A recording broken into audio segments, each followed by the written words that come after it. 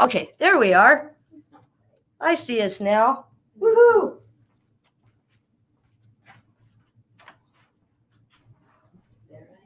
We're live on YouTube.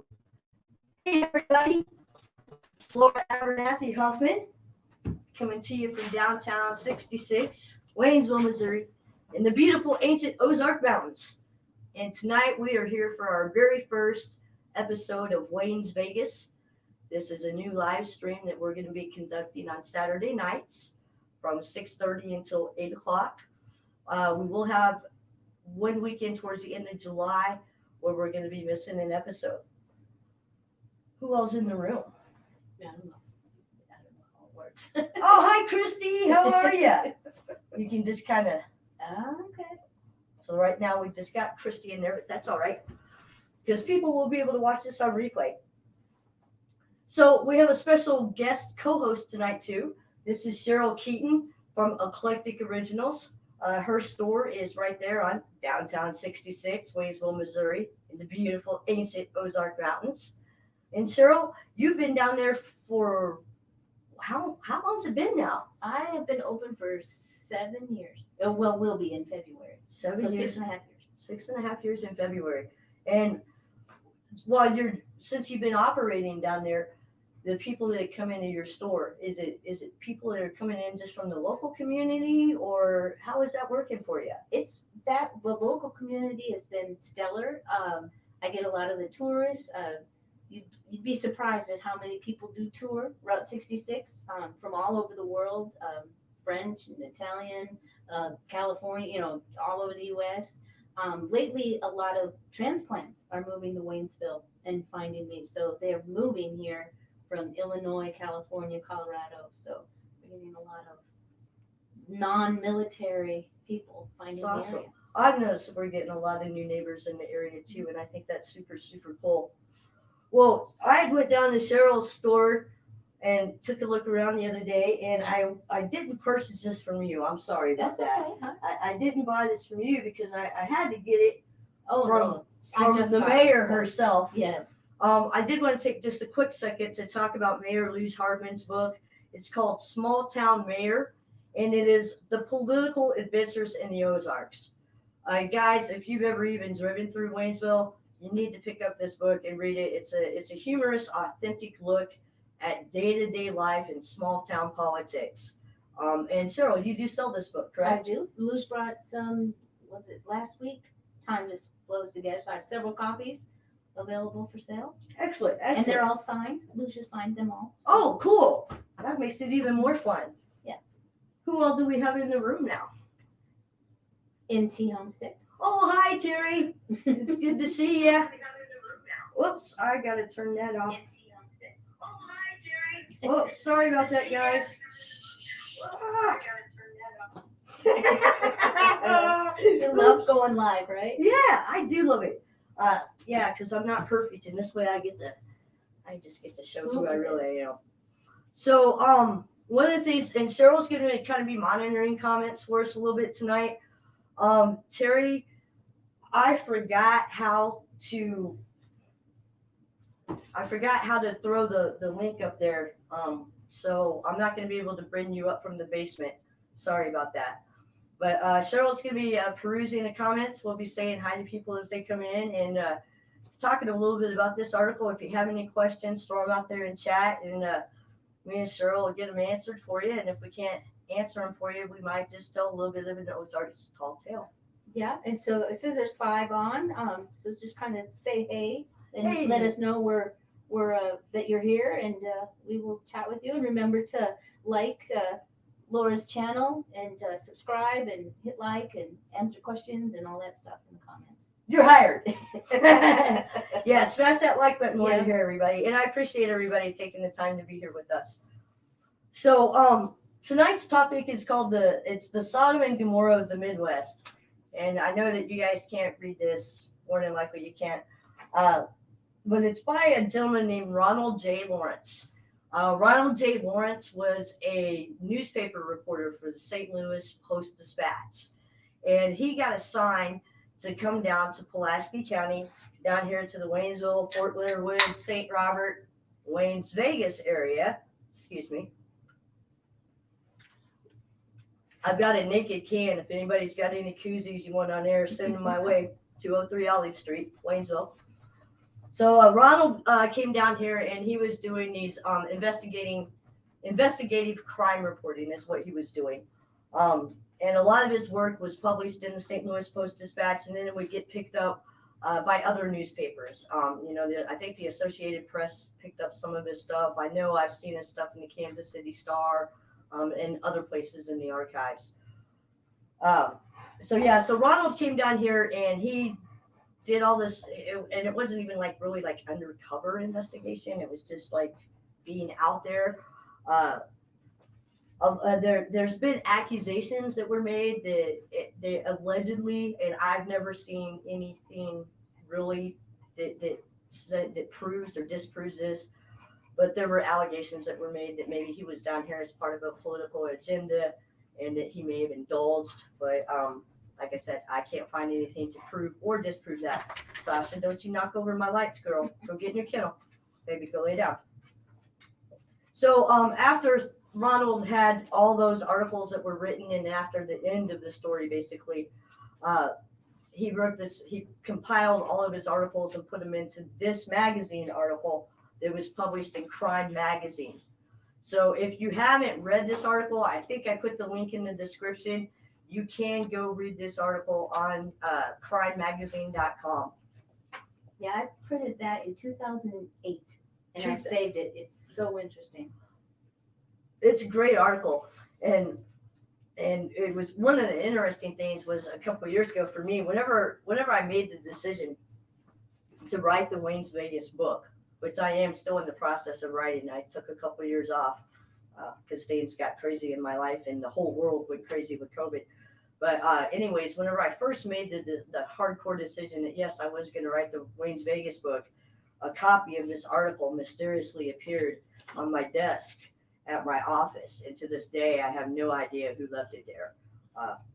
So pretty wild. So this article, I talked on a live the other day that I've lived in Connecticut. I've lived in I went and stayed up in Michigan and hung out with a friend there for about a month. I did a couple, not really live in other places, but anyways, those places there. And sometimes it was easier just to let people read the dang article than it was to try to explain where I was from. Because Waynesville really, really was known as a seedy spot back in the day, and it wasn't the fault of the people who lived here, and it wasn't the fault of the military who came in. At least in my opinion, I think it was just because there was so much growth that happened so quickly overnight, and the infrastructure wasn't here to support it. We had I think one policeman in Waynesville when all of a sudden everybody arrived. Well, I know Carl Bruce, he was a deputy, and Ron Law, it might have been your dad who was marshal in Waynesville whenever Fort Leonard first got here. But it was just explosive growth. It was overnight. Now, these stories that we're talking about here, that all occurred in the 1940s. But these stories that we're talking about here, they're going to be a little bit later. After Fort Leonard was deactivated at the end of World War II, it sat dormant for a while. But then at the beginning of the Korean War, because the topography here is so much like Korea's, they decided to reactivate the base, and they did basic training out here. And so that brought about the second life of Fort Leonard, which was when you started having the members of the community who really rallied behind. And that's when you started getting, I believe that's when the Committee of 50 started. And that's when you started getting that really rally around the fort to make it a permanent installation, which the citizens, obviously, they did pull that off. But yeah, so this stuff here, it's going to take place after the Korean War, whenever things are starting to get built back up. And of course, during the 60s, and things kind of got a little bit explosive, literally. Not Hey, who's texting me when I'm on a live? It's probably saying I'm not keeping Hi, Ron Taggy. I love you, Yeah. buddy. I missed getting to see you this morning. Yeah, there's lots of comments coming in, and I'm like, I don't know what I'm doing. Oh, okay. No questions yet, but they're just saying all hi to everybody. Okay. Lots of fun people coming up. Yeah, we'll see. We're all the homesteaders. I'm not a homesteader, but the homesteaders took me in, and they're just the friendliest, most sociable supportive group of Oh, people. awesome. So you're going to see that Yeah. as the chat's going on. Oh, Terry, I forgot to make you a moderator too. Yeah, well, he said to hit 3 buttons by his name, and I'm not seeing them. So if I can find it here again. Oh, it's Terry's texting me too. Yeah, he's telling you what to do because I'm not doing it well. Yeah, there's 3 buttons, and I'm not. So I would love that. All right, hang tight. See, this sometimes we have technical difficulties, but that's all right. I'm new to all of this, so Yeah. Poor Cheryl just kind of got drug into this, that's but all right. we're gonna have fun. 3 buttons. Chat, live chat. For quick user, timeout, add moderator. Okay, I see how to do it now. So, I'm guessing Mike probably doesn't want to be, but where are you at, Terry? There you are. Awesome. Then I'll listen to you. All right, cool. Well, yep, you'll still be needing to watch a little bit though for people that are asking questions. Okay. And Terry's going to start throwing out links for everybody that's in the channel. Cool. We're not here to talk about sub for sub, but we are here about growing the community. I'm seeing a really neat crossover between the homestead community, the van life community, and the downtown 66 community. So you guys keep on talking to each other. Go check each other's channels out. Subscribe to the content that you're going to watch. And make sure that you click like and leave a comment on everybody's channels. And everybody, again, thanks for being here. I appreciate it very, very much. So now we're back up to the time point. Like I said, when things kind of got really explosive at the period of the Vietnam War. So that's what we're looking at time frame wise. And Ronald J. Lawrence, he starts off his article. I will do a direct quote from this. And I forget what year this article was actually really published. 70.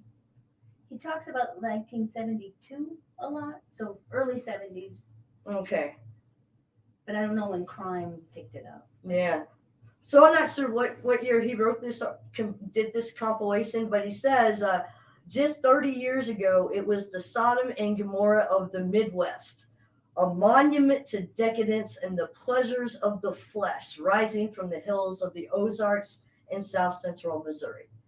And now Ronald, I'm sure that he did have a little bit of propensity for writing things in a manner that would make readers want to read it. I think all newspaper reporters do that. I think that's just part of it.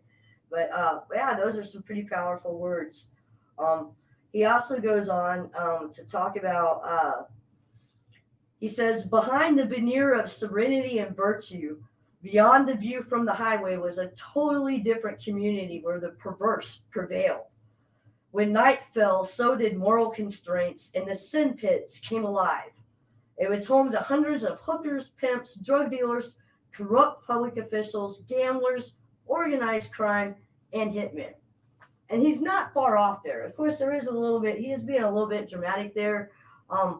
It's not like Waynesville wasn't safe to live at.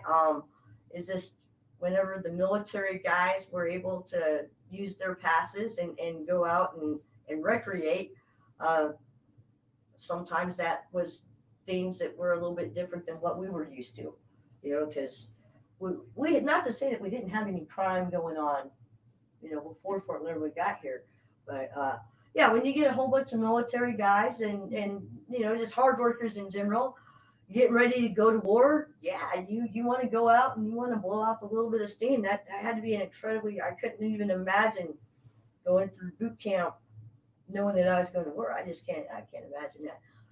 That reminds me, I do want to thank each and every one of our veterans out there for your service. Truly, truly appreciate it. And Mike Elmer from MT Homestead, thank you for always carrying that message with you everywhere you go. I love you, brother. Thank you for your service.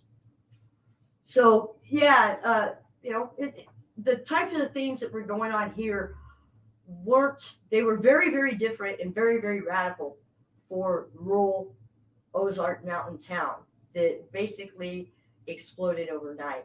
But it wasn't the only place that this was occurring at. You had these hot pockets where the military bases were going up.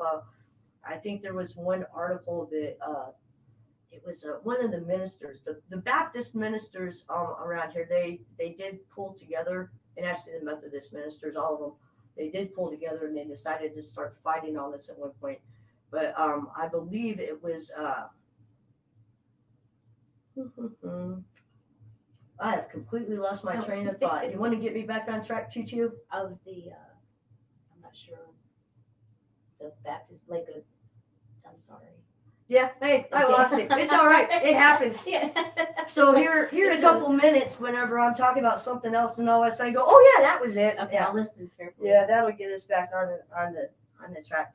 But yeah, so it was the downtown area. It was super before everybody got here. It was super quiet.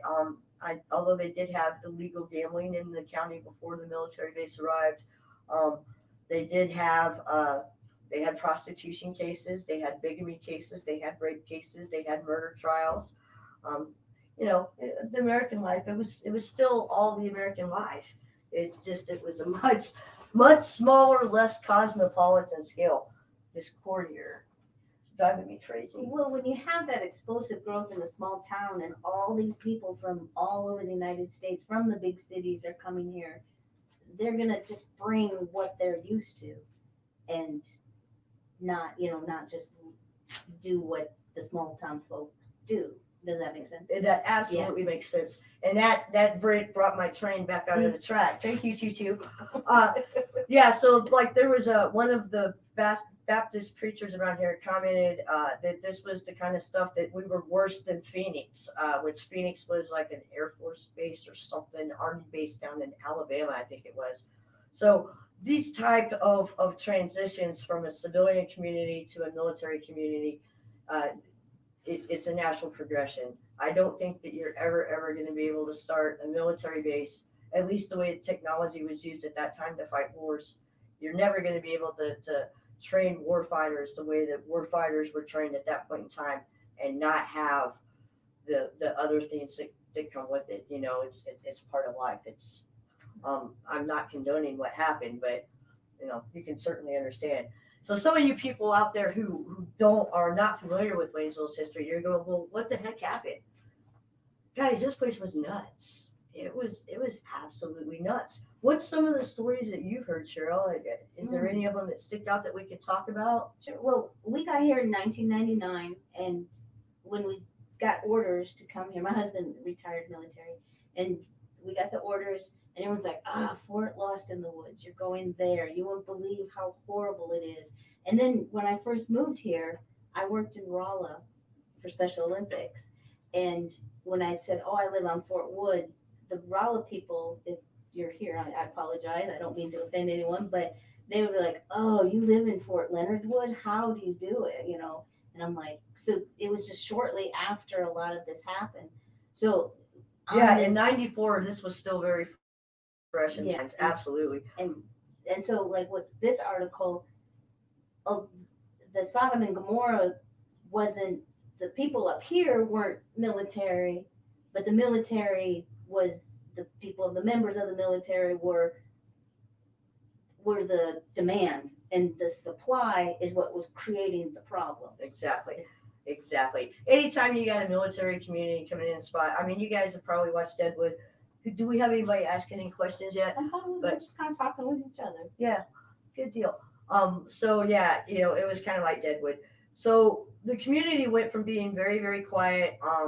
Waynesville, if you've ever been here, we're down in this valley. We're surrounded by mountains. I've got and our mountains aren't like the Appalachians. They're not that tall. They're shorter because they're older. Yeah. They're the ancient Ozark Mountains.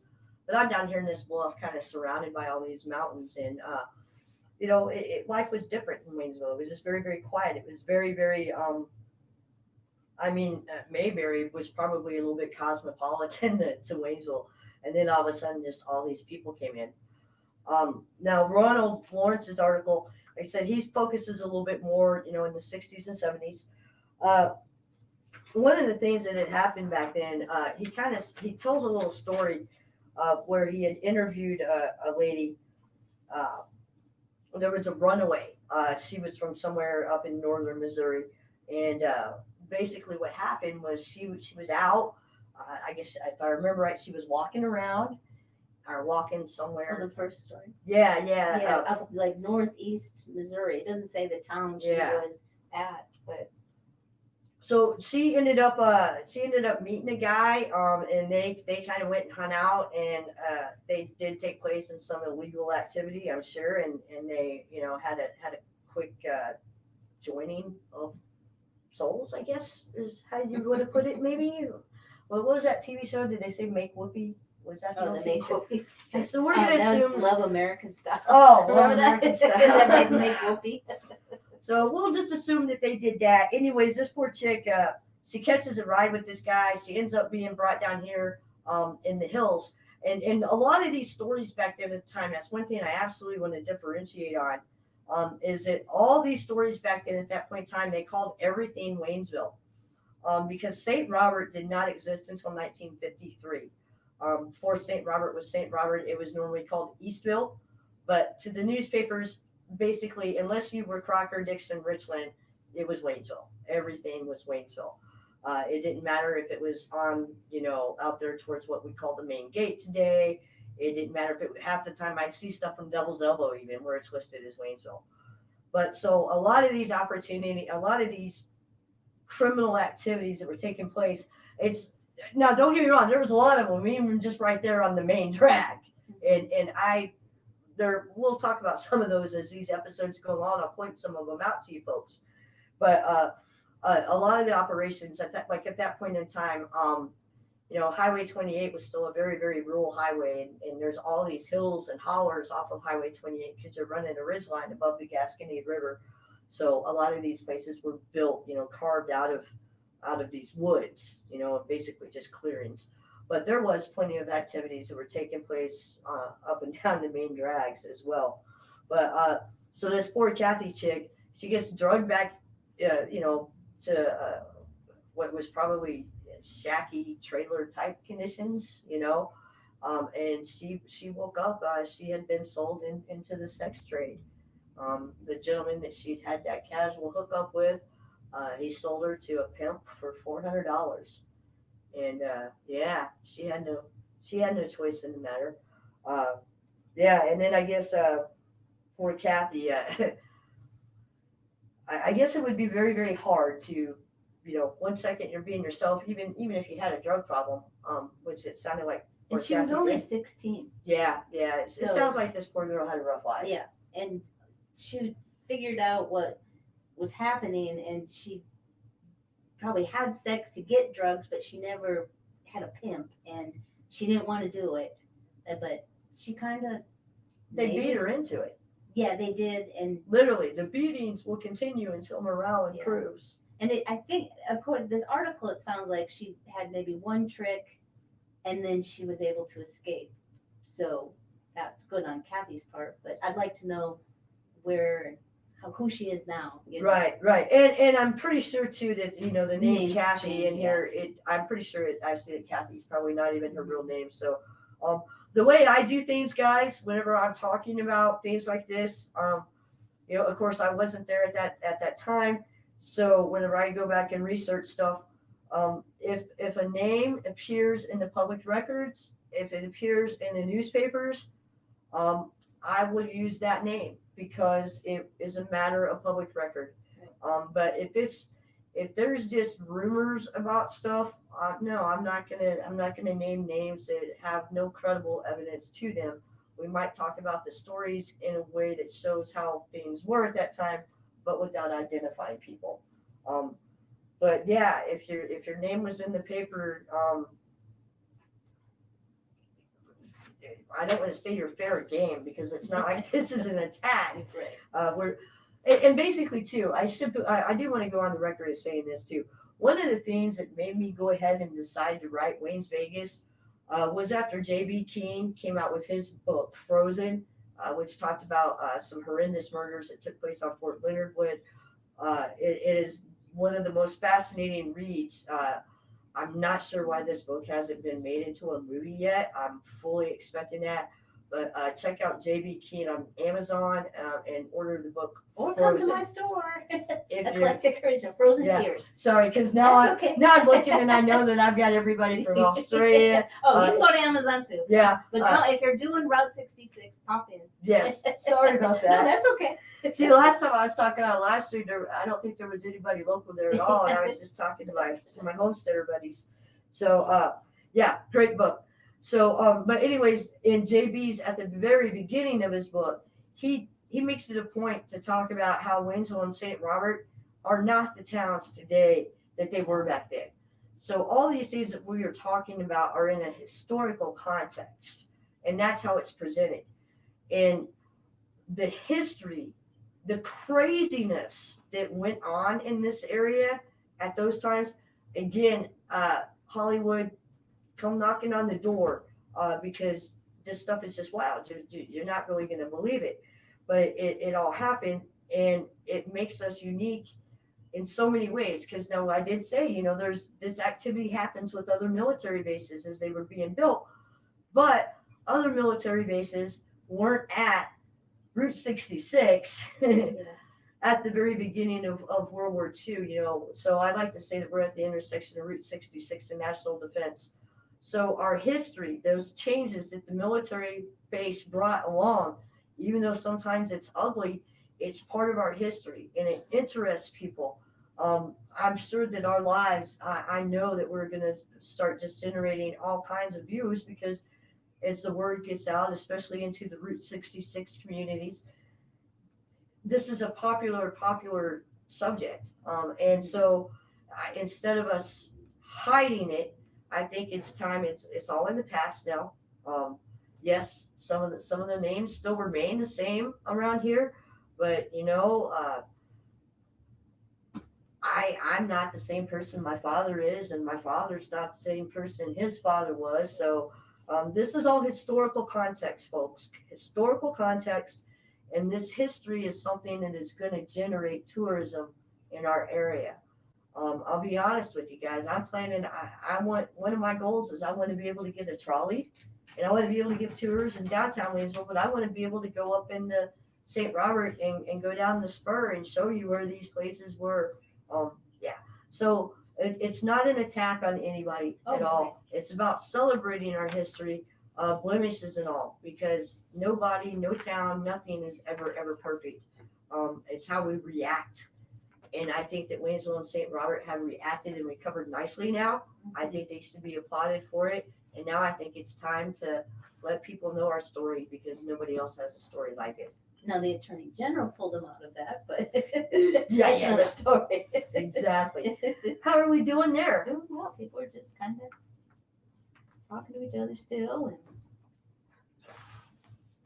so if you have any questions about any of this, and it's still, most of us, I don't know, I know I was born, I'd never heard of Fort Wood till I moved here, but, and you would watch this kind of stuff on TV, you didn't realize it was actually happening. Yeah.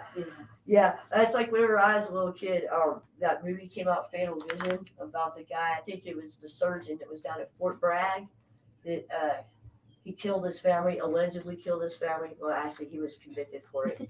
But there was the lady with the floppy hat. I was terrified of her. But anyways, yeah, because I don't think she really existed. But that's we'll do a whole other live stream on that someday. But yeah, whenever I saw that movie about Fort Bragg, to me, it didn't really seem that kind of crazy because of You were living Fort Learwood. Yeah. So poor Kathy.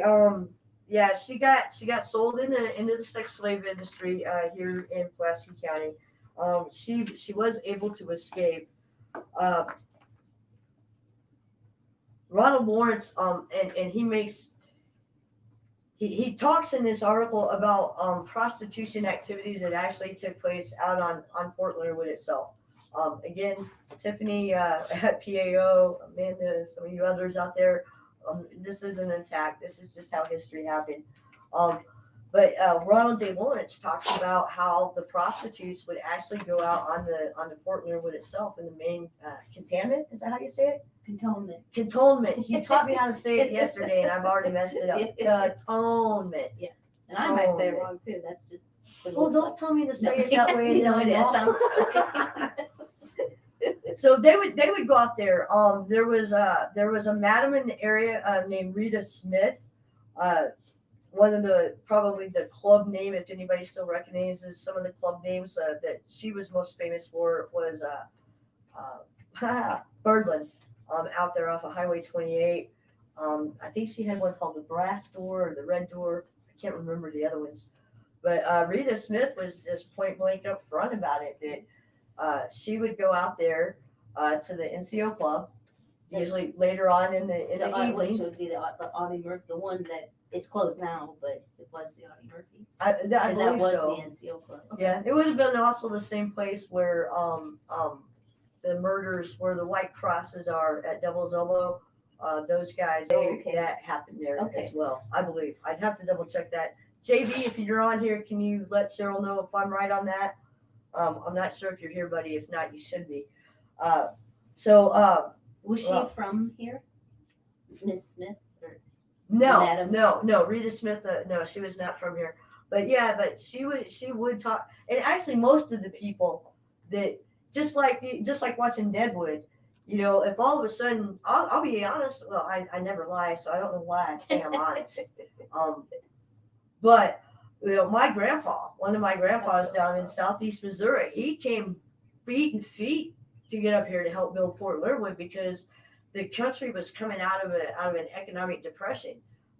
People needed jobs. People needed money to pay the tax bills. People needed food. So yeah, my grandpa, he beat feet. He was up here working. Now that might have been too because he kind of wanted some peace and quiet from grandma and all the kids because they had a whole mess of kids.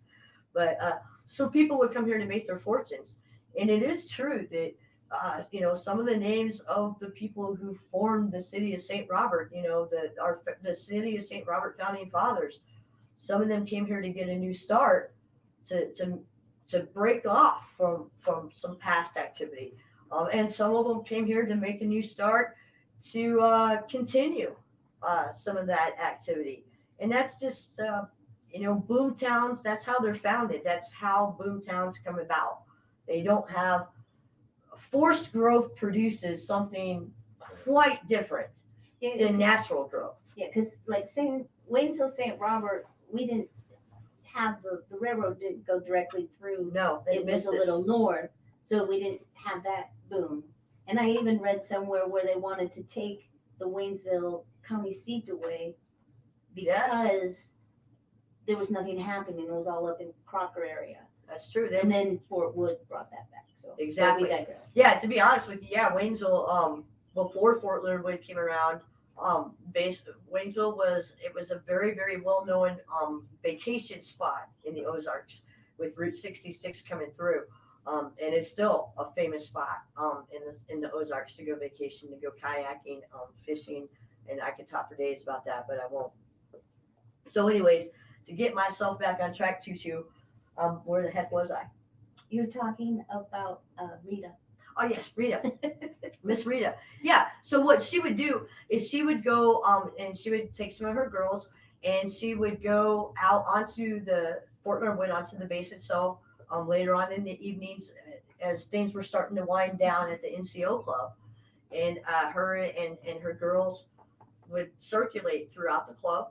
And whenever the club closed, Rita and her girls and anybody that had been invited to the party that wanted to go, sometimes even including the band, they would all leave there and then go out to Rita's place to further the party. So let me ask this. So at the time when this was all happening, were a lot of the soldiers not accompanied because they were here just to prepare for war? So Yeah, their families weren't with Well, them? towards the beginning of it, yeah, it was because, they started building Fort Leonard Wood. Basically, the word came out late November 1940, and then everything took off in 1941, and they were building up because we weren't in World War II at that point in time, but World War II was going around. So it was a big, huge push to get our national defenses set up. And so they started ramping that up. And then, of course, December 7th, 1941, a day that will forever live in infamy, and bless all you who lost your lives there. Yeah, rest in peace, shipmates. Sorry, I got distracted. I was thinking about my shipmates. When did the family start coming under the Whoa! Oh, Sasha. Can you grab that light and I'll keep talking? Sasha, go lay down in your kennel, baby. You scared me. Yeah, and that you're gonna have to kind of lean it up because it is top heavy. And next time, remind me to get some dive bags for you guys. Sasha, go get in your kennel now. Ooh, now Okay. she's got me. Sasha, sorry about that, guys. I have a dog. She's awesome. She runs the show, and she's not real good with lighting. Whenever Fort Laramie was first started, we did not have the infrastructure to support the families that were coming. And we did have lots of families that were coming, and that'll be another talk for another So episode. it's just like, so how these soldiers could, hire a prostitute if, I can see if their families aren't here, but if family is just down the road from the NCO club. Does that make sense? My question?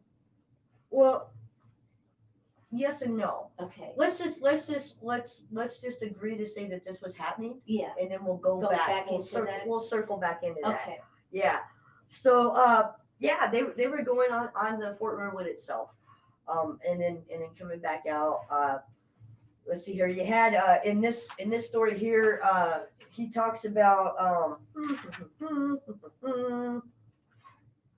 Oh yeah. See, he talks about Rita in here. So Rita Smith, and we're quoting from Ronald J. Lawrence in his article, "The Politics of Prostitution." He's talking about Rita Smith, a longtime madam in Pulaski County and elsewhere, was a power broker in the rackets. She had the political connections, and a newcomer who wanted to operate a brothel in the area had to first gain her approval.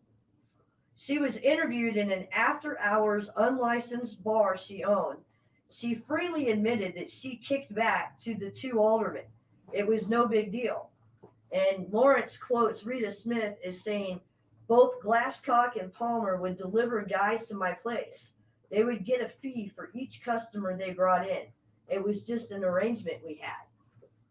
So back then, and you had to understand too, Route 66 was just so congested with all the traffic. Well, not actually at this point in time, but there's really not a lot of infrastructure here. There's not a lot of walkability in this area whatsoever. Downtown Waynesville, you can walk around, but to get to St. Robert, no, you're going to have transportation.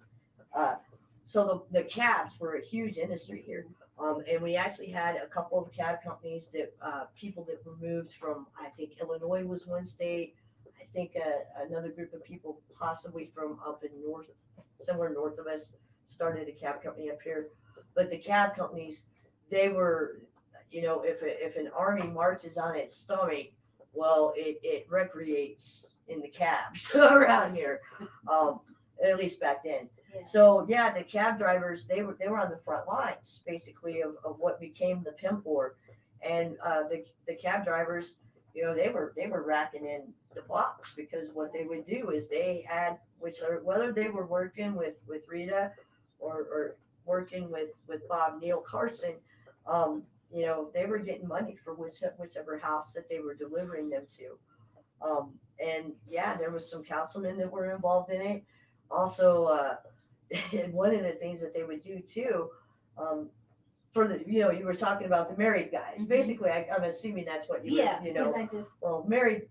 We all know how humans work. Yeah. If there's a will, there's a way. So Yeah. we can't debate that. But if that wasn't something that you wanted to take place in, well, then we also had all kinds of illegal gambling that you could do. And one of the illegal gambling places, one of the big hotbeds for it, it's actually still standing. You can actually still rent a room in this hotel. And it's the hotel, I believe it's called the Budget Hotel now. It's up there in that crazy conglomerate area up where Waffle House is. And that one. yeah, and I believe Peace of Mind is up there. If there's any business up there that I forgot to mention, I'm sorry. But yeah, that white looking colonial type hotel up there. That was one of the spots for the illegal gambling. The person who owned that hotel, they also owned another store somewhere in town. I don't know which one that is yet. If anybody knows, if anybody's out there watching who wants to tell me stories, um, in my about, you can find how to contact me by email, and I'll also gladly talk on the phone with you. Or if you want to come on and talk live, we can do that too. But yeah, so illegal gambling was going on as well. So basically, you had these people who flocked to the area because they needed to be able to make a better life for themselves. Whether sometimes that involved illegal activity, it did happen. How are we doing on time? Time? Real good. It's 10 after 7. Oh, all right, sweet. So I can just keep yapping away. Yeah. So it just that it happens. It wasn't Waynesville's fault. It wasn't the military's fault. It's just forced growth is uncontrolled growth. Forced growth that happens overnight is uncontrolled. You have to have a plan in place to sustainably try to handle that type of growth. So, anyways, Alexa's talking to me. So yeah, that the cabbies were a big part of the lifeblood of the situation there. They were a vital step in that economic chain. The cabbies would pick up the soldiers. The soldiers would then go to whichever place it was that cabbie frequented. I'm sure sometimes they had their own favorites that they Yeah, asked. well, see, the cabs, if they weren't getting the kickback, they wouldn't. They'd be like, no, I'm not bringing you there. Right. So, even if it was your favorite, and some they said there'd be lines of people, soldiers, Yeah, yeah. waiting on these girls. Yeah, in here he talks about how that you would have like two of the prostitutes with their John sharing the same hotel room, or and sometimes it wasn't a hotel room. We're talking shacks and trailers and anything that you could have that I guess gave some modicum of privacy. Although I've also heard that that in some places out there it didn't even matter. But yeah, it's just it's wild thinking about. I mean, think about Fort Leonard Wood today. And life has changed at Fort Leonard Wood a lot. Since 9/11 happened. The security out there. I used to enjoy going out there to visit the cemeteries because there's a lot of our history out there, and it's not worth it anymore for me to go out there to visit the cemeteries. But I am not upset about that in any way, shape, or form because the security is needed. I know it makes a big old mess in the mornings of everybody trying to get on base, but yeah, to think about where we were, in the '60s was Rita's time era. She was able to take, Yeah, her trailers. stable. They'd bring them on to the post. Yeah, the trailers were actually on post. Those old campers they'd bring in. Here you go, Yeah, it I kind of just- makes you wonder if. And now they won't even let a soldier off for a weekend Yeah, because of Well, like I something said, they might it- drink. it's been a great big change from the way things Yeah. were because everybody did kind of turn a blind eye, and I don't even want to say that because the citizens of Waynesville, every town, you're gonna have your people who live life in a Christian, godly like way, no matter what your religion is. You live life in a valuable way to help others and just to live morally correct. And then you have people that don't necessarily live that kind of life. And I'm sure Waynesville. Well, I know for a fact Waynesville had both because actually I've got one of my relatives. I discovered that down there in Devil's Elbow. Have I told you this yet? No. Down there in Devil's Elbow, Nathan Stubb Border, the most famous tie rafter of them all. He's my second cousin. And he got arrested just right down here past where I'm living at right now in 1903 for camping alongside the road for the purposes of sexual intercourse. And him and the lady ended up going to the Missouri State Prison to the walls for that. And what year was that? 1903, and just right over here, right before the bridge here on North Street. That's hilarious. Not sad for them, but yeah. So and so we had things that were going on before. This just brought on so much of it that was so uncontrolled, and definitely there were people with good intentions that came here. There were people with bad intentions that came here. There were people. I went back and I was rereading my stuff about my bad boy bank robber about Jink earlier today, and it reminded me again because like on 3 separate occasions, Jink is declaring to different newspaper reporters that once he got through this kerfuffle, that apparently the word kerfuffle tickles my throat. Anyways, he kept on saying that he was going to give up his life of crime. Well, and every time he did, he fell right back into it. And a lot of that too. There's a lot of poverty in the Ozarks, guys. If y'all think that this is like some area where people are rich, no. This area is very, very poor. So having opportunities, sometimes I can empathize with people who do something illegal because they're trying to take care of their family. I don't agree or condone breaking the law, but I can empathize, especially with how poor, especially before Fort Leonard arrived here. I mean, this area was just poor. Unless you owned a bunch of land, you didn't have a whole lot going for you. So we'll talk a little bit about the poker games, and he names. Well, we'll just read it straight from here. This is a section of the article called "The Gambling Czar." I hope none of these texts are anybody cussing me out. Okay, all right. So and you guys are right because I thank you, Terry, for the message. I'm gonna take a little thing here and I'm gonna scroll just a little bit and see. Yeah, I didn't see any questions. Well, I haven't been talking to my people. Yeah, I see.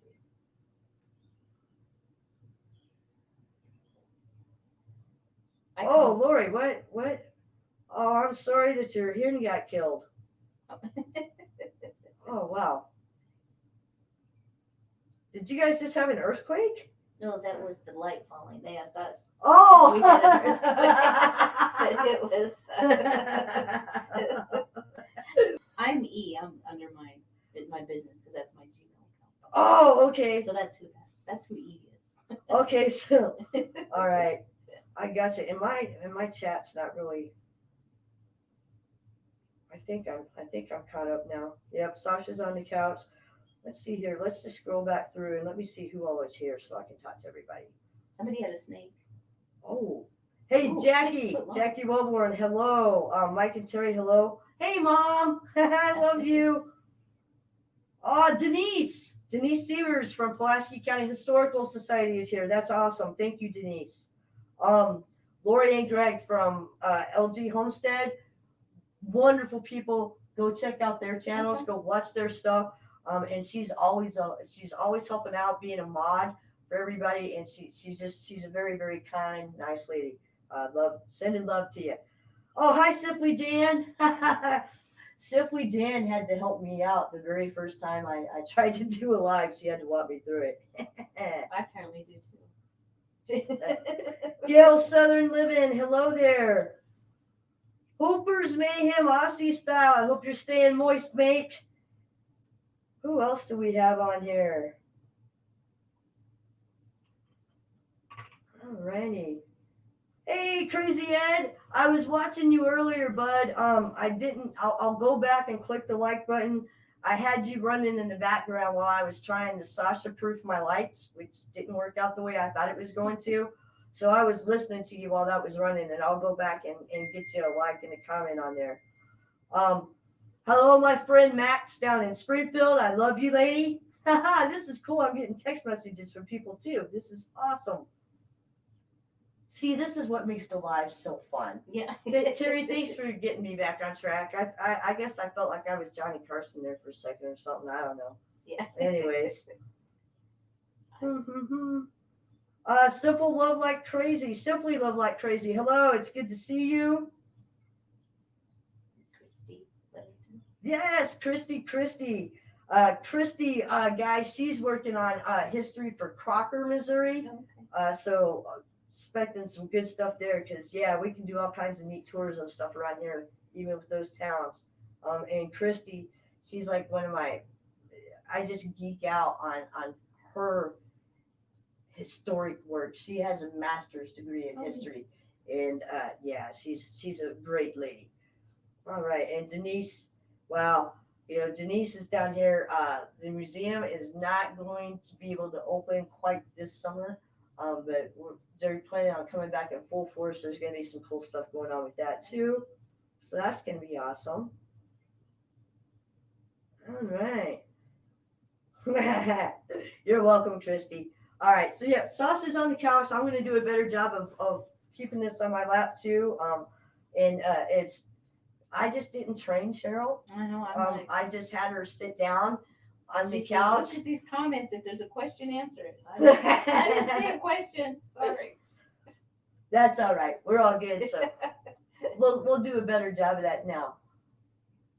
So yeah, so we would go back and with the different card games. He was talking about. He says it right here. He says the gambling czar is what he has split this part out. And he says, we don't play that kind of poker. We play cheap poker. And he quotes that as Alderman Dale Fincher. And then he goes on to talk about, and Fincher was the one who owned that hotel that we were talking about up there, the one that you can still rent a room at. But it was alleged by Ronald J. Lawrence. I don't think Dale Fincher was ever convicted of anything. It's just, you know how it is with the newspapers. Pretty much the only time you ever show up in the newspaper is when you're born, when you get married, maybe if you join the military, when you die, and then anything that you ever do that could be wrong or even viewed as being wrong. And then sometimes accusations are made, and then the newspaper doesn't go back and report, oh, but they were found innocent. So keep that in mind as I'm telling these stories. The crux of my information at this point is coming from articles, newspaper articles. So I want to get more people in the community to be able to come talk to me and tell me, the side that we didn't see in the newspapers.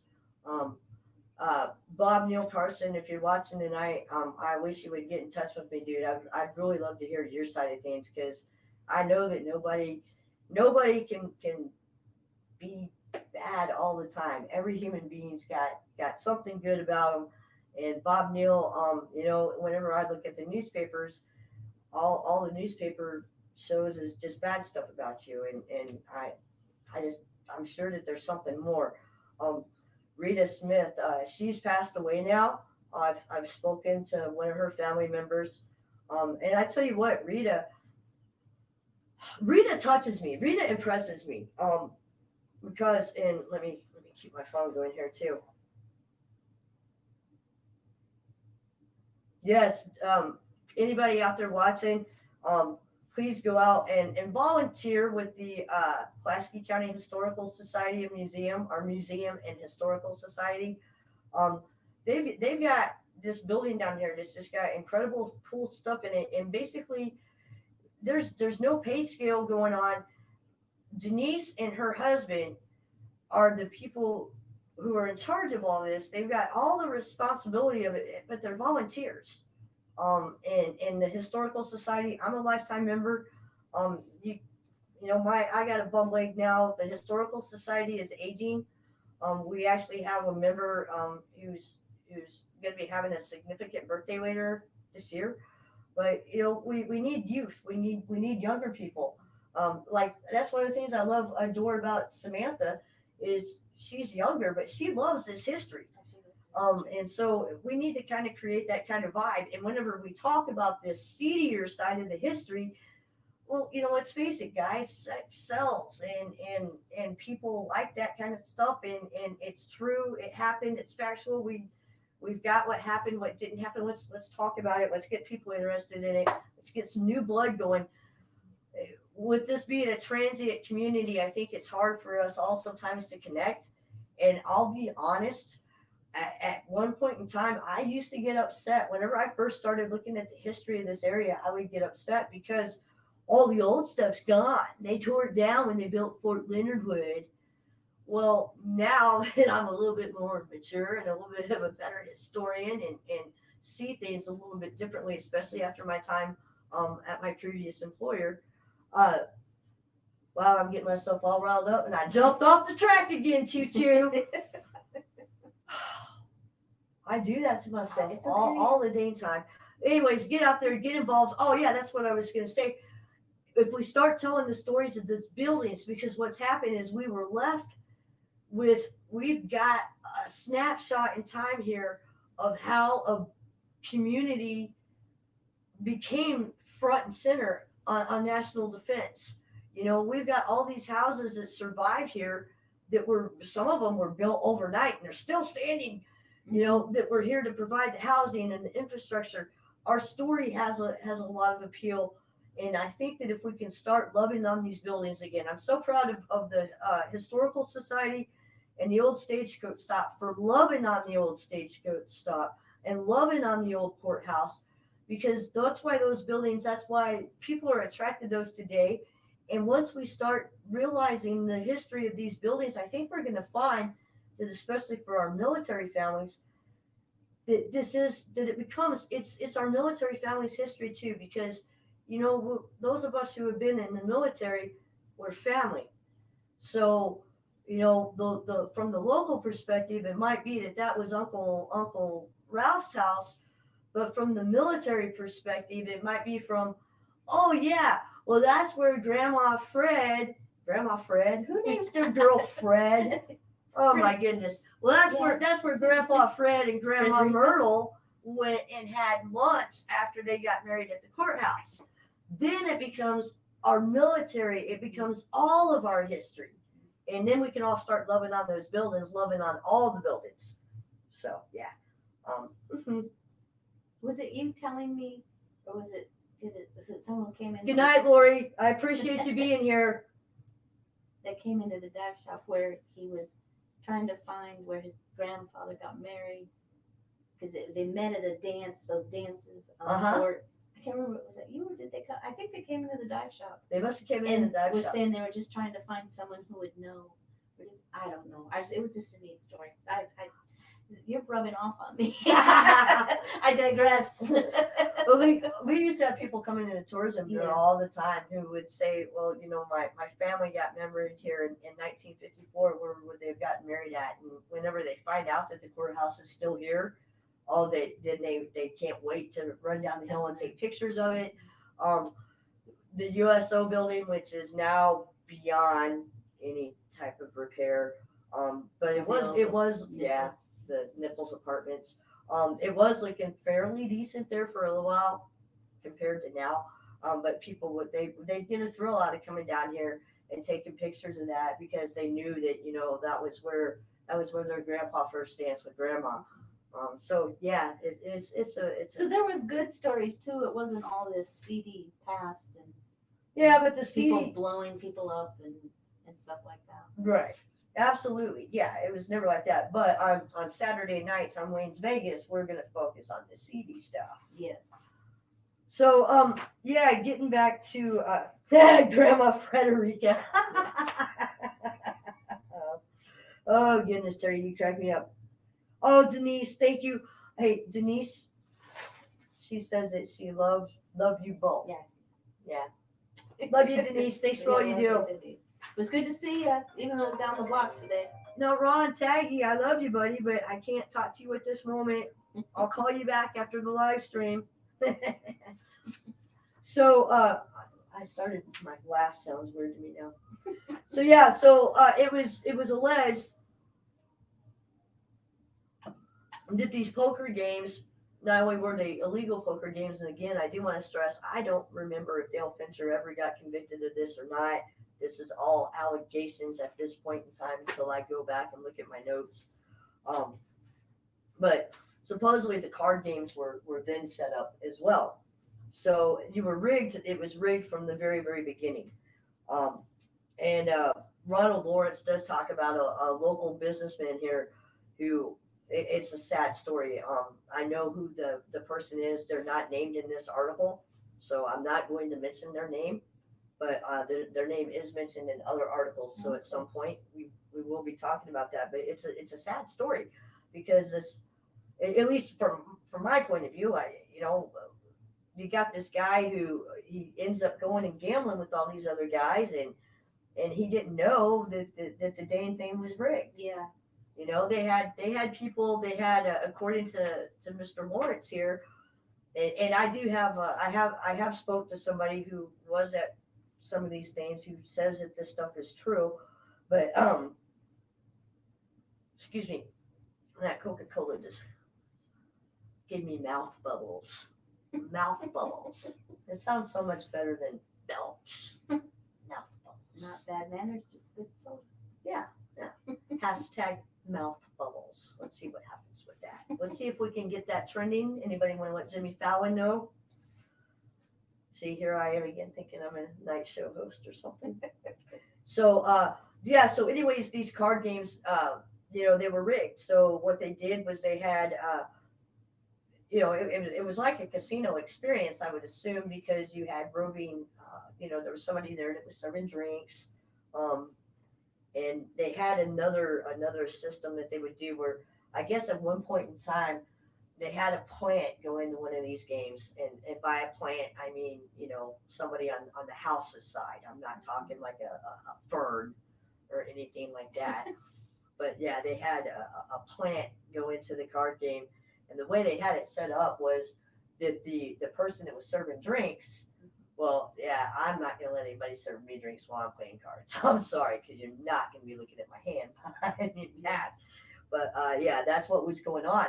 And so then the player that was secretly playing for the house, they had this little thing rigged up where they would like shoot, like, I don't know, maybe it was a slight electric shock or something just to get their attention.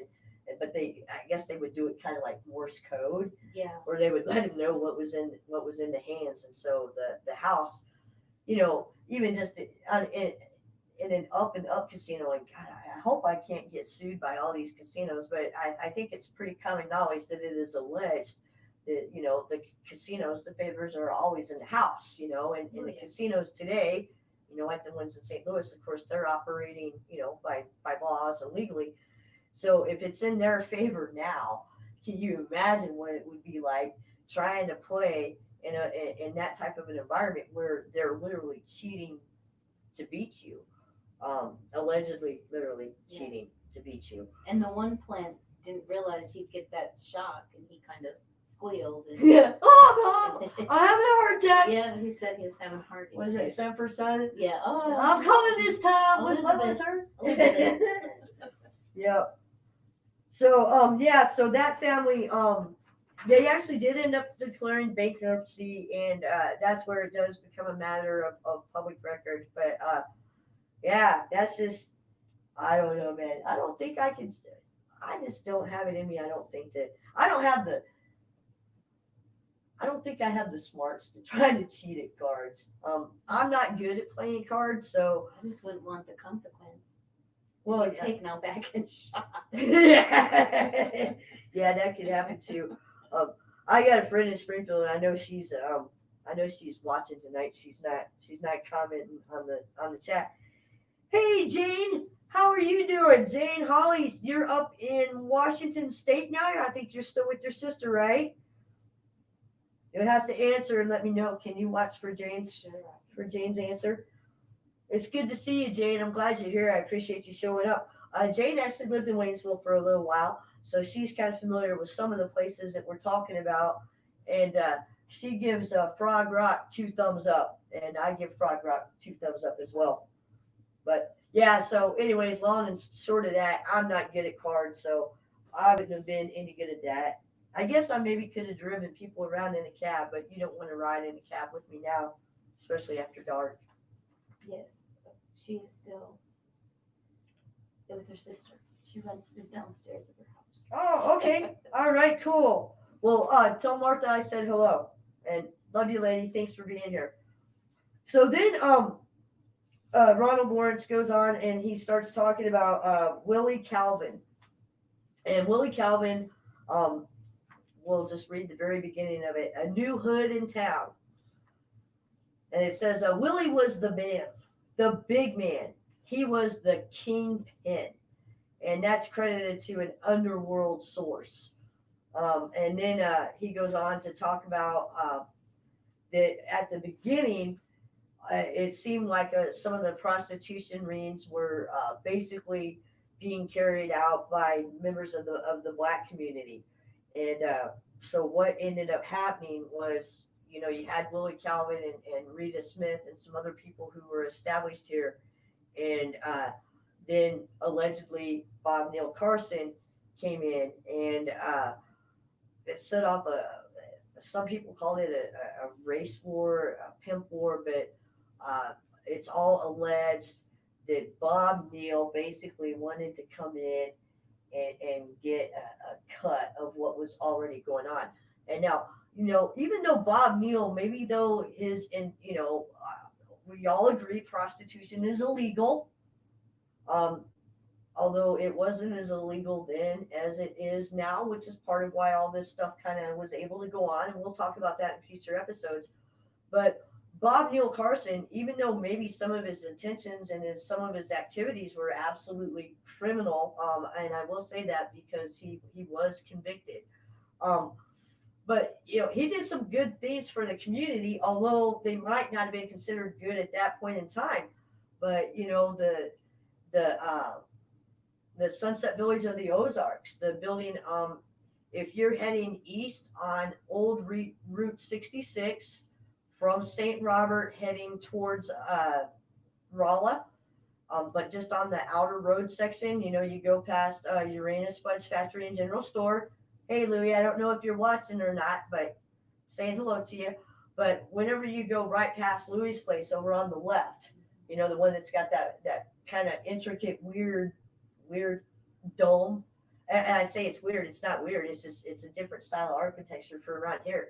Bob Neal Carson is the one who built that, and it was very, very plush and very lavish. I mean, it was top of the line at the time. And then so the part that burned, Yeah. I don't think Bob Neal actually had anything to do with that part of it. I think burned. that part was built on later. Yeah, it had a fire this past February. Yeah, it's been here recent. It closed the road, and a lot of people were displaced. I hope all those families are doing 20 well. below, it's cold. Yeah, and bless all the firefighters who were out there working that night, all the emergency responders. But so yeah, Bob Neal's place. It was quite. It was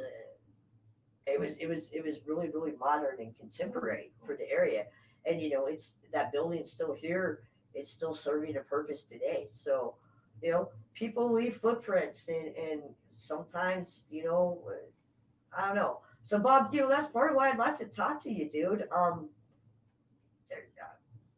I love the hotel, and I thought that I had heard that Bob Neal designed that himself. That he maybe kind of.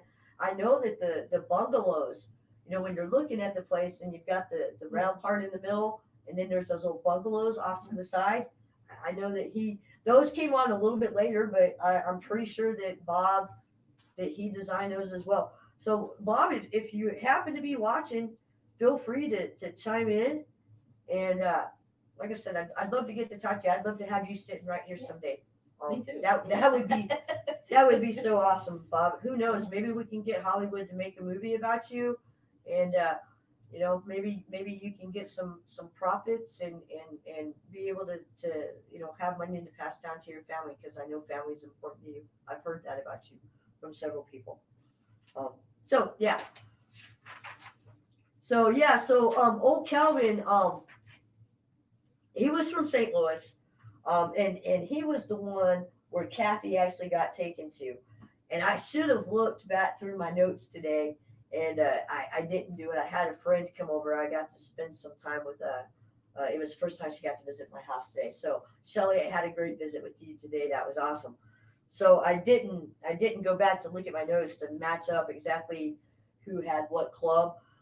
So if I'm wrong, I could be wrong, but I believe that Calvin had the black and white club, which would have been Christy Lieberton. You're going to know which building I'm talking about for sure. But as you're heading, again, we're going to be going from St. Robert, and we're heading east towards Rolla. But now we're past Bob Neil Carson's place on the left, and we're instead of going around the curve to get on Interstate 44, we're continuing going forward on the 4-lane section of Route 66, past what's Sweetwater Barbecue now. If you drive past Sweetwater Barbecue, I challenge you to roll down your windows and see if you can drive past that place after you smell it. Oh my goodness, their food just smells so delicious. And Gene's house outside, I didn't go in his house today, I was just outside. Oh my God, that whole neighborhood just smelled delicious. So Gene, I'm glad I do not live beside you because your food just smells too good. I would be starving all the time. So anyways, yeah, you drive past Sweetwater Barbecue, and then as you're getting ready to veer off to go down towards Judy's place and take the old original alignment that drops down into Devil's Elbow, that beautiful, perfect Ozarks Drive, there is that kind of block building that sits off. And I think there for a little while I was up at the Tourism Bureau, I think somebody was operating a flea market out of there. The screen's going in and out. Let me, can you check and make sure we're plugged in, that Sasha didn't accidentally unplug something? I appreciate that. That's too long. Jade, you absolutely have to do a Route 66 trip. Absolutely. And I'll be honest with you guys, I haven't even made it all the way through. It's coming from. Yeah, it's plugged in. It's plugged in? Yeah, it looks good on this side. So Terry, it's looking like I think we're good here. If you keep on experiencing problems with it, just let me know in chat, okay? See it in the TV. Oh, yeah. Hey, that's cool. Oh, Christy got to have Sweetwater Tuesday. What did you have? And I tell you what, I can't hardly drive past there without wanting to stop. Zooming in and out. And then on Sundays, they got their special desserts. I love going up there on a Sunday when they got that peach cobbler. Oh my. I'm not very much like a chocolate cake kind of person. Yeah. I am fruit pies, strawberry pies, cherry pies. I've never had a pineapple pie, but I've had pineapple empanadas. Oh, Terry, yeah, I'm looking down at my phone like you're in my phone. Hi, Terry. But whenever I went to go see her out in Arizona, we had some wonderful pineapple empanadas. So, anyways, getting back to where that building was, I'm pretty sure that one, off the top of my head, that one was Calvin's place, that it was the Black and White Club.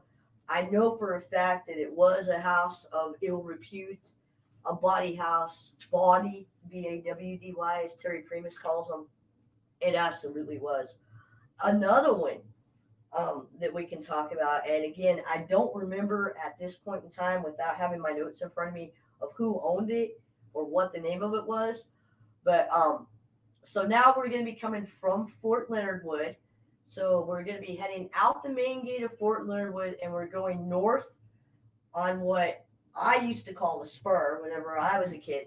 Oh, and breaking news. You've heard it here first. Breaking news. Breaking old historical news. Guys, what we used to call the spur in the 80s and 90s, guys, that is actual business Route 66. So when we talk about how we have 33 miles of Route 66 in Pulaski County, I'm not sure if Terry Primus actually took that into consideration. We need to go back and double check that, because we absolutely do need to be marketing and identifying for the travelers that they do need to be hitting that stretch, that 2-mile strip that runs to Fort Leonard Wood, because it was business Route 66.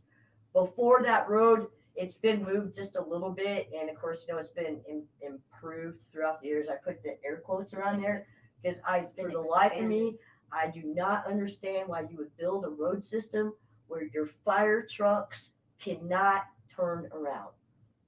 The fire trucks have to run all the way up to Fort Leonard Wood and then go through there to head back to if there was a fire on the other side.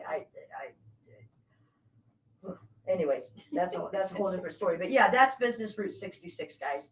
And we'll be bringing that up a little bit more throughout some of my stuff that I'm talking about. Not tonight, though. So anyways,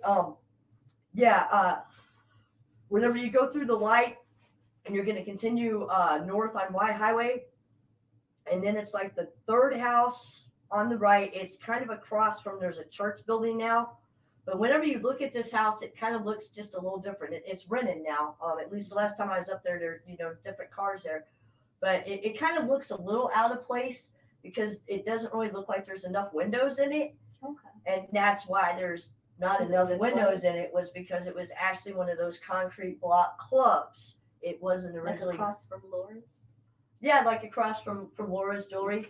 Okay. Wonderful place. If you're ever in town, drive here. Drive here to go check out Laura's Jewelry and Ursul's Jewelry down here on the square. They're worth the drive. So yeah, that was one too. So guys, Interesting. Quarter to. yeah, we got about 15 minutes left. So let's check and see. Oh yes, Christy, thank you for putting that on your list. Yeah, Terry's saying she's got to go get some Sweetwater. Yeah, I next do time. too. I haven't been there for a while. Oh, man, that stuff's so good. Jeans, I got the burnt ends from Gene Newkirk today, and oh my goodness, I told him, he had scraped off a little piece of it. He said, "Here, try this." It was out of the one that he was building for me. He said, "Here, go ahead and try this." And so I got it, and it was one of the ends that was like really kind of fatty and juicy. And whenever I picked it up, there's some of the juice just kind of like started dripping down my fingers as I'm pulling this out. And I'm already surrounded by all this heavenly smoke smell. And now I've got this meat in my bare hands. I don't know. There's something primal. There was something primal about the meat there, and just the way it smelled and the texture of kind of tearing it apart. And I put that in my mouth, and that meat, it melted like into a flavor bomb. And I looked at Gene and I said, "I am going to marry your burnt ends." He's like, "Do you like it?" I love it. I am going to marry your burnt ends. Did Sasha get a bone? Yes, yes. So did I tell you that? No, it was on the video. Oh, okay, yeah, I did. It was on the video. So yeah, that was so cool. Yeah. Yeah, Jean pulled out the bone, and I brought it home for Sasha, and she was the happiest puppy. That was a big treat. She hasn't really had a whole lot of treats here in the last couple of days, just because, yeah, it is how things have been. But now Sweetwater does that too. Oh yeah, they got the pigs here, Yep. don't they? Yeah. They've got Something down there. Yeah, whenever you go into Sweetwater Barbecue, so truck drivers, I know I have lots of friends that are driving rigs back and forth across all kinds of places. Yeah, whenever you're running the Interstate 44 corridor, make sure you hit Sweetwater, and if you got dogs in your truck, they usually underneath the counter where you order, they've usually got some bones there that take one, take two. They might cap it off at one now. I'm not really sure. Don't be greedy, do some for everybody else. But yeah, I love, that the dogs get to enjoy that too. Because Sasha was still running around here. She was licking her lips right before you got here. That's probably just a palm right now. Coma. Let's see how everybody's doing. Hi, Connie. I am so glad you were here. Thank you so much. Oh, and I forgot to mention, I accidentally clicked on his name earlier. And I mentioned his name when I said I didn't think he wanted to be moderator. But hello, Mr. MT Homestead, Mr. Mike. I love ya. What were you thinking, Nasty Jane? Oh. No, I wouldn't eat burnt ants. You know how picky I am. I don't know if y'all saw that picture I posted from Carnivores the other day where I was making vegetables. Yeah, where I was making funny faces for my nieces. So Terry Hawkins, who used to work up at the Tourism Bureau, you remember Terry? Mm-hmm. Yeah, because you and Terry worked alternate shifts, didn't you? Yeah, she busted me out on Facebook. She's like, "What? Laura doesn't eat vegetables?" Yeah. Absolutely not. So that was kind of funny. That was. But the food up there was delicious too. So we still have a couple of minutes here because I do want to make sure that we have time to say goodnight to everybody.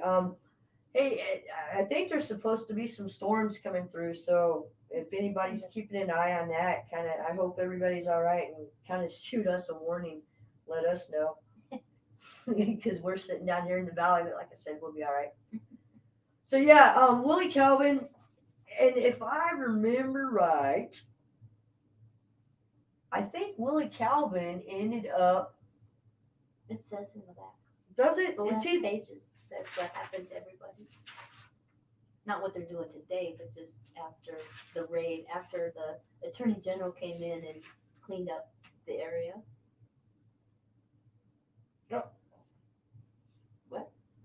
Congratulations, Mike and Terry. Holy cow, congratulations.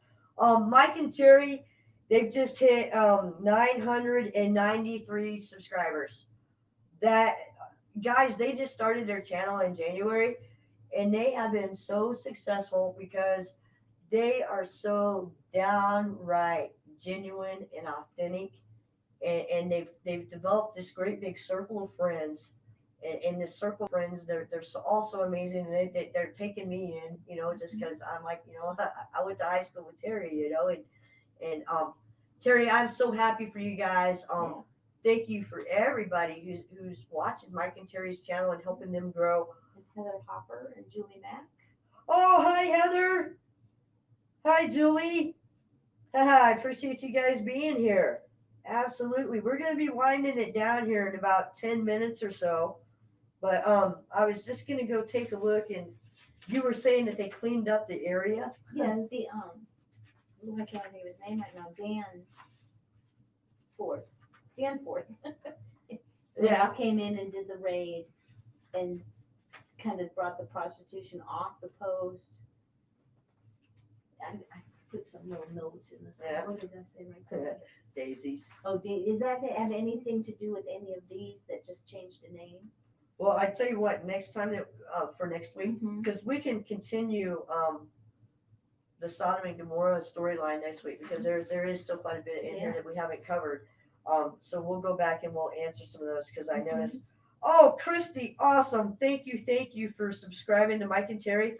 Now, the way the YouTube algorithm works, especially if you haven't really been active on YouTube, if you're somebody who's new to YouTube, maybe just transitioning from Facebook over to my new YouTube stuff, sometimes you have to prove to YouTube that you're a human being. Otherwise, sometimes they automatically assume you're a bot. So whenever you subscribe to a channel, make sure that the videos that you do watch, give them a thumbs up if you like them. If you don't like them, give them a thumbs down, but leave them a comment. Let them know that you were there. Even if it's a smiley face, maybe a grumpy face, but leave a comment so that subscription sticks. Mike and Terry learned that lesson early on in their YouTube career, and they passed it along to me. And I still, just this week on Mike and Terry's, or no, it was on Tim's live the other night, on Tim from Ridge Life's live.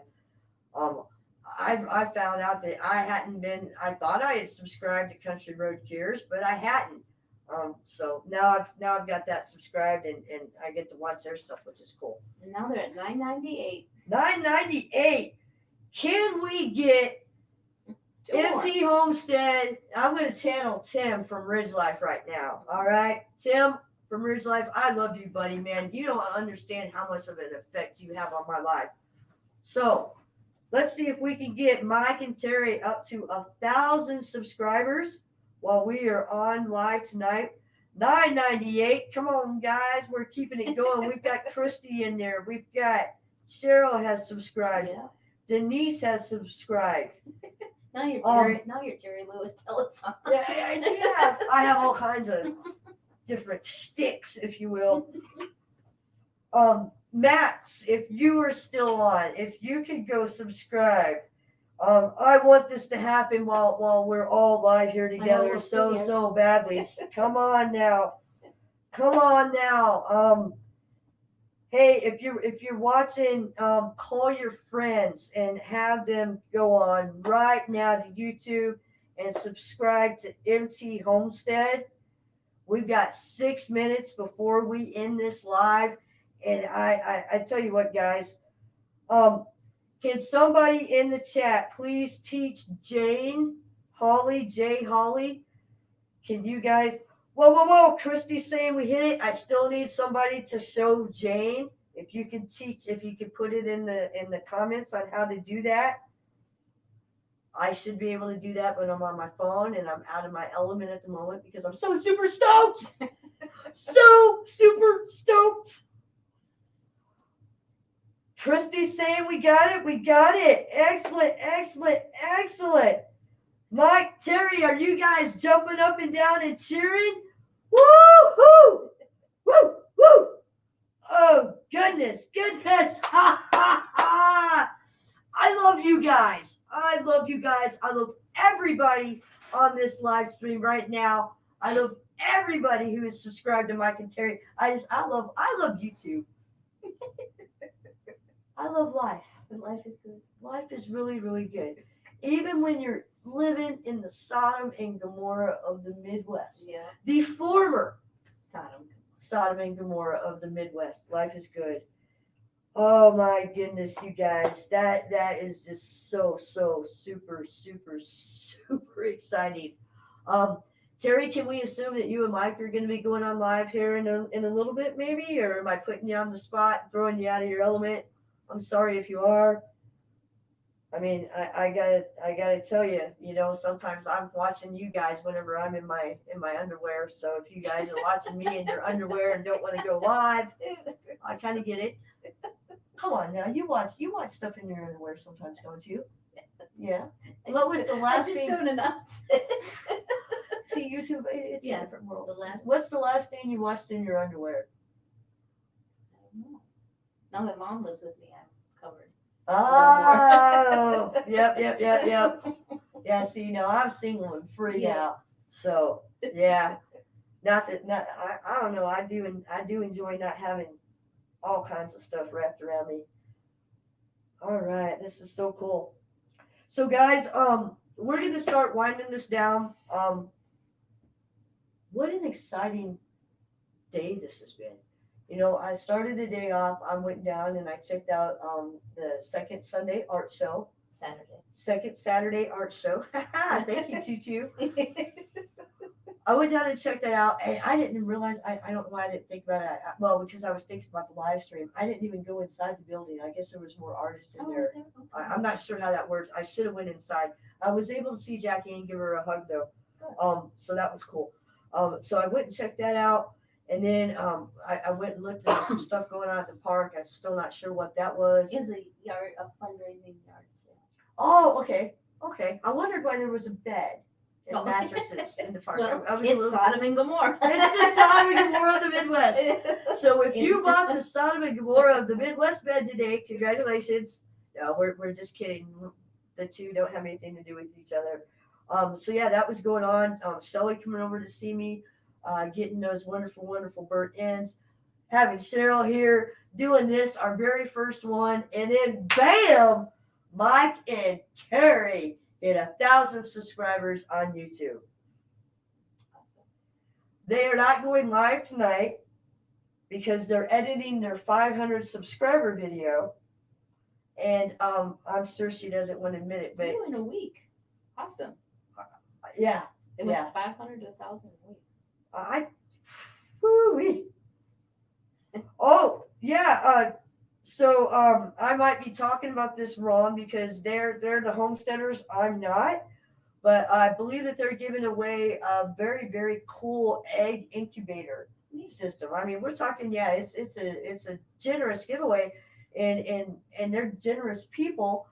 And they understand that the people that are watching them and watching all of us who create on YouTube, that you're being generous with your time. And so that's their way of giving back. I'll be doing some giveaways too, but probably not going to be nothing like that. At least for a while. You'll get there. I'll get there. I'm 50. I'm starting everything completely over again. I love life. Everything's awesome. So yeah, what a fantastic day. What did you think about your first experience being on YouTube? It was a learning experience. Do you feel like you learned anything? Yes. Did you learn to say no next time I ask? No. Or are you going to come back? Next Saturday I won't be here, but I will. All right. Yeah, I'll be back. You might have to run it whenever I'm down in Sulphur at the YouTube meetup, July 24th. I'll be in Eureka Springs. You'll be in Eureka Springs. All right. Well, maybe I'll be able to figure out a way to do something from sulfur. Yeah. So that's gonna be cool. Yes. Oh my goodness. They're giving away t-shirts and tumblers, coffee mugs, gift cards during the Wednesday night 8 p.m. live. Wow. Guys, I'm on my Wednesday nights. Here's my schedule in life. Well, I watch Terry religiously. Mike and Terry, I watch them all the time. I watch Tim. I try to make it a point. Tim, I'm going to try really, really hard to make it in time for your live stream in the morning. I love your messages from the Ridge. And Ashley, Brother Tim, you have inspired me. Tomorrow morning after I watch you, I'm going to be walking across the street to Sean Avery Wilson, one of our local councilmen, one of our local leaders. He operates a church in the building just right across the street from me, and I'm going to be joining them for services tomorrow. So yeah, it'll be the first time I've gone to church services since my grandma Cato turned 90, and that was during it was the same year that they had her birthday and the church's birthday was the same month. So they made a super big deal out of my grandma and her 90th birthday. Just doted all over and loved on her, and it was awesome. So guys, yeah, we are at 8:00. I am going to go ahead and I'm going to say goodbye because I know that there's other creators out there who are going to be going live, and I want to let you be able to go watch them and say hi and hang out with all those folks. I appreciate each and every one of you for being here. Cheryl, I want to, in addition, Mike Elmer and Terry Elmer, they always talk about the vets. There's always so many homesteaders that are always talking about the vets. I love that.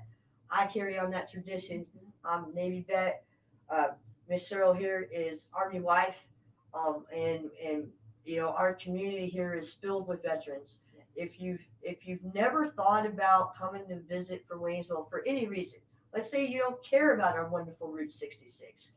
Maybe you don't give a flip about being able to trout fish and then walk across the bridge and go get delicious Thai food. Maybe that's not your thing. That's okay. I get it.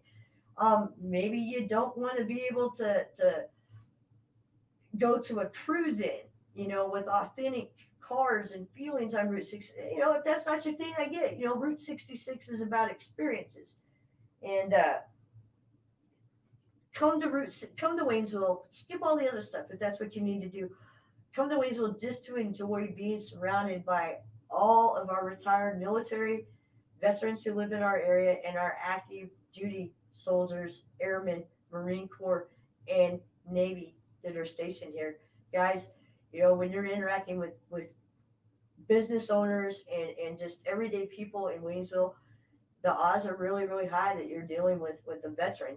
And if you're not dealing with the veteran, you're dealing with a local who loves our veterans. This is one of the most, I think, I don't know. I'm gonna say it. We got to be one of the most patriotic towns. Absolutely, great place to visit. So, guys, I'm going to wind it down by reminding everybody to be kind. Always think of veteran whenever you have the opportunity to. And I'm sending you love, peace, and light from downtown 66, Waynesville, Missouri, in the beautiful, timeless, and ancient Ozark Mountains. Ciao, everybody. Say goodbye, Cheryl. Oh, bye. I'm sorry. I was saying goodnight here. We're still going. Yeah. Can you get up, or do you want me to do it? Oh, I'll get up. All right. God, they can all hear me moan and groan. Yes. She does too much. We got to slow her down. Woohoo! That was fantastic, everybody. I love you guys. Bye-bye.